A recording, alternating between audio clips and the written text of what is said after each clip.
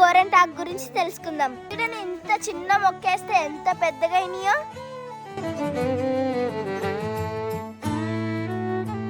గోరెంటాకు సౌందర్యానికే కాదండి, చాలా ఉపయోగాలు కూడా ఉన్నాయి. అరికాళ్ళ మంటలకు, కీళ్ళ నొప్పులకి చాలా ఉపయోగపడుతుందండి.